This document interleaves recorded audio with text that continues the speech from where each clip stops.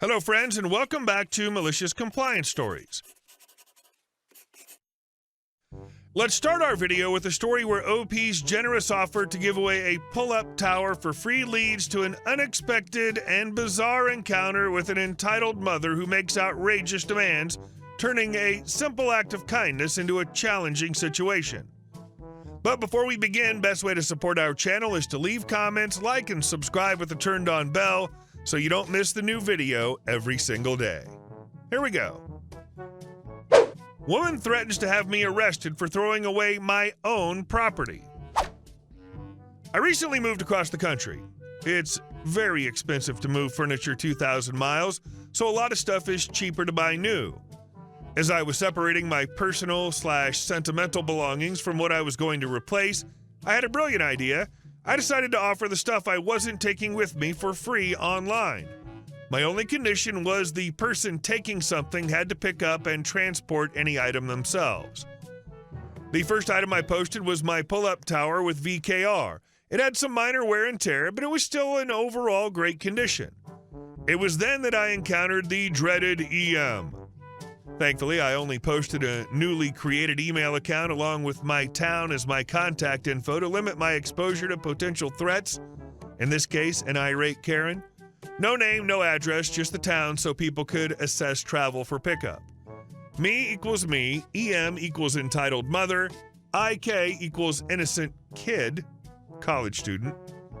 Soon after posting that my pull-up tower was available for free, I was contacted by IK. After an email correspondence, I suggested we talk on the phone and gave him my cell number. He called to discuss getting the tower. IK: Hi, I emailed you about the pull-up tower. I just started college at State University in your town, and some friends and I are renting a house near campus. I think we could really use the equipment to save money by having it instead of a gym membership. Me: College is expensive, so I completely understand. Smart move on looking for ways to save money. I'd be happy to let you have it. You'll need to partially disassemble and reassemble it to get it through doorways. Nothing crazy, just a couple screws and bolts.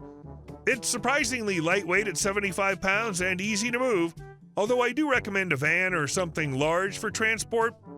When do you think you can come pick it up? IK: Probably next month. Me: Sorry, I'm moving in a couple weeks, so I need it gone before then. If you can come sooner, it's yours. Otherwise, I'll have to give it to the next person. IK: Let me call my mom to borrow her car this weekend. It's a big SUV, and I should be able to swing by in a day or two. Me: Great. That's when everything started to go horribly wrong. It was clear from what transpired next that whoever coined the phrase, "no good deed goes unpunished," had clearly met this EM. I get a phone call from IK's phone, so I answer. Me: Hello? EM: You can deliver my son's tower on Saturday at 10 a.m. Me: What? Who are you? Me: I'm the customer. Are you stupid or something? I want you to deliver his workout equipment on Saturday. That's when I can be at the house to let you in. I'm very busy, you know. Me: I'm not a store lady and I don't do deliveries. EM: What? How dare you? I'm a paying customer. Me: No, you're not. The tower's free. I'm moving and giving it away. EM: Well, that's no excuse for treating a customer like this. I want to speak to your manager. I can have you fired over this. As she continued to scream nonsense at me, the image of the stereotypical Karen haircut popped into my mind. I don't know whether she had one, but I'm guessing she did. I could practically see the haircut in my mind while she ranted. Her son seemed to be nice and polite, so I'm wondering if he was adopted or there was a mix-up at the hospital. Then her next comment snaps me back to attention. EM: If you don't deliver on Saturday, I'll take my business elsewhere. Me: Fine by me. Click. Later on, IK emailed me to apologize for his mother. Like I said, he was nice, so I'm guessing maybe he takes after his father. He said he still wanted the tower, and I told him he could still have it. He called me to get my address and directions, and that's when EM reappeared. IK: So what time works for you? Me: I have some meetings earlier in the day, but I can meet you after 5 p.m. I'm in the northern part of town, and I'll text you the address when I get EM: Oh, it's you again. I hope you've learned how to be respectful to your customers. She must have snatched the phone from IK's hand because I could hear him protesting in the background. Me, again, you're not a customer, it's free. EM, well, that's no way to run a business, but I expect nothing less from an idiot. Me, whatever, can you put IK back on? EM, not until we get some things straightened out. Me, like what? EM, if my son's going to pick up and assemble this himself, you need to compensate him. That's the polite thing to do. $500 sounds fair. Me, first, I'm not paying you to give you something for free. Second, the item didn't even cost half that when it was still new, so no. And no. EM, but my son's a smart college student with a bright future. His time is very valuable. Me, so's mine. EM, not as much as my son's, so $500 should be fine. Besides, as a college student, he could use the money. Why are you being so selfish? Me, how is a free pull-up tower being selfish? EM, also, what's the warranty on the product in case it breaks? Me, no money, no warranty. It's free and as is. EM, I need your company and warranty info in case it breaks and my son hurts himself, so I know who to sue. Lazy people, not the word she used, like you, don't make quality products. Me, I'm not a company. I don't work for the manufacturer. I didn't make it. I'm just moving and giving it away. EM, what? Why are you trying to give my son gifts then? Are you some pedophile trying to seduce my son?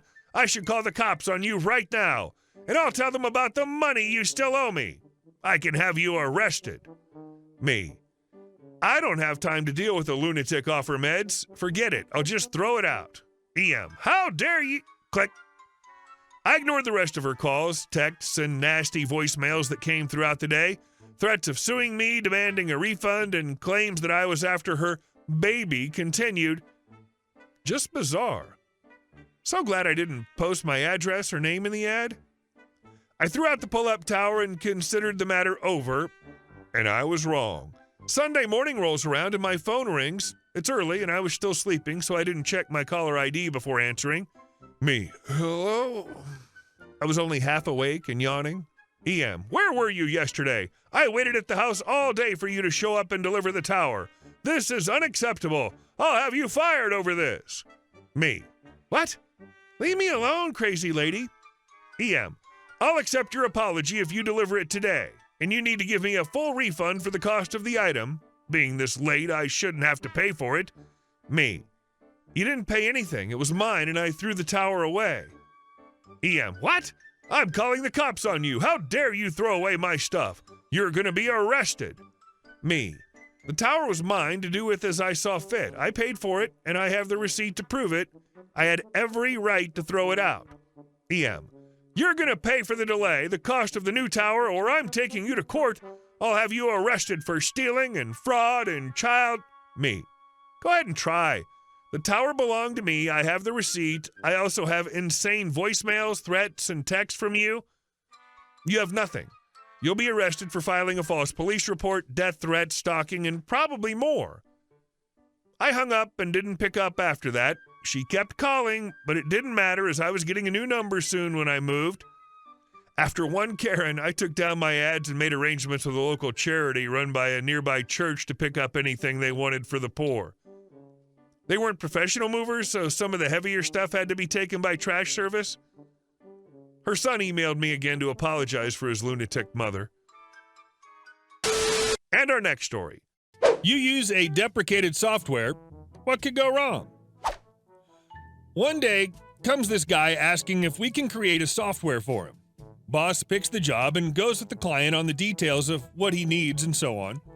When he came back, he put a copy of the project details on my desktop and on the other IT guy's desktop as well, so we can work together and speed up the process. I downloaded a fresh copy of the programming software, I'm going to call it PS just to avoid naming companies and so on, and started to create a flow diagram in order to iron out the issues and sort the routines, but my partner in the project jumped on the project without any analysis. I saw that he had a deprecated copy of the PS. I told him to update it so it would not give us issues in the long run. He refused, stating that he trusts that version rather than the new one due to the new one being plagued with bugs. Anyways, I created a report journal on the server and we both added updates on the project so the boss knew what was going on. and in parallel opened a secondary journal where I wrote down the issues regarding my programming partner's antics and issues regarding the use of a deprecated PS. To make this short, I created a duplicate of the project when it was around 99% done, and after a couple of days of overtime work, I compiled the project in the new PS, then saved a copy on the server as a beta testing version, which my partner never knew of. Then we finished the official project, and the test run, as expected, was having issues. I had already made known to my boss that I had a prior compromise in the days before the deadline, so I would be unavailable. But as the boss saw the project journal, he did not complain because the problems could be sorted out by my partner. So I logged on the server and changed my program from beta to golden master and moved to an old version backup folder within the main project and went merrily on my way. The day of delivery of the software came, and the boss called me up. He was angry due to my lack of work ethic and blah, blah, blah, because the program was riddled with problems, which weren't cleared by the other IT guy. And the client was about to cut the deal because we were not able to deliver what he wanted. I did a remote login to the server, moved my compiled program to the main project folder, and sent my parallel journal to the boss. Then I called back the boss and told him to check the project again with the client. Hours later, I got a call from the boss. The project was a success due to my last-minute intervention. I got 2 full days off, paid leave, the parallel journal, and the other IT got fired due to unethical behavior. And our next story. Nightmare neighbor loses it all. We buy her house at auction. We had this neighbor who was infamous in the entire neighborhood for her erratic behavior. Her house was right next to one of the few public walkways that led to a local park, but she always acted like it was her private property. Anytime someone tried to walk down that path, she'd fly out of her house, yelling at them like they were trespassing. Sometimes she'd even block the walkway with a plastic chain to stop people from using it. But that was just the beginning. This woman, let's call her Karen, complained about everything. Kids playing in the park during the day. She'd be out there screaming at them to keep it down. She kept her blinds half closed all the time, just so she could spy on people without being seen. And if a stray ball ended up in her yard, she wouldn't just return it, she'd march over and slice the ball open with a knife right in front of the kids, then hand it back in pieces. The entire neighborhood was fed up with her, but my family had it the worst because we were her immediate neighbors. Our houses even shared a wall. Anytime my sister and I played in our yard, whether it was jumping on the trampoline or just swinging, she'd come over the fence screaming at us to be quiet. She even filed noise complaints on us regularly. It got to the point where my parents would shout back at her if they overheard her insults, but it didn't stop her from harassing us. One day, I was walking home from school, and she was parked with her car's trunk blocking the sidewalk. As I walked behind it, she suddenly revved the engine, blasting a cloud of exhaust in my face. This was her style, petty, vindictive, and relentless. She'd even banged on the shared wall at night just to wake us up, or show up at our door pretending to get us to complain about the neighbors over trivial things. We ended up in several legal battles with her over the years. Once, her trees grew so far into our yard that we had to take her to court. Another time, she put up a flimsy makeshift fence, tore it down the next day, and then accused us of destroying her proper fence. Thankfully, we won all these cases, with a lot of help from my uncle, who's a law professor. Karen's financial situation wasn't great, though. She never paid her utility bills or the workers who came to fix things in her house. Eventually, her car broke down, and since she refused to pay the mechanic, they never gave it back to her. It all caught up with her, and her house went into foreclosure. When the auction for her house came around, my family decided to attend. Karen showed up too, trying to bid on the place, but she didn't have the money, so the court wouldn't even let her make an offer. And yes, my family bought the house right there in front of her. Since my parents were familiar with the original construction and knew it was well built, they saw it as a good investment. After she left, we renovated the entire place, from repainting the walls to upgrading the insulation and adding new hardwood floors where needed. Now my grandparents are getting ready to move in, and the house is transformed into a peaceful home. Nothing like the chaos it used to be when Karen was in charge. Sorry you had to deal with that. She sounds like a nightmare. Hey guys, thank you all for watching the video. I'll see you in the next one.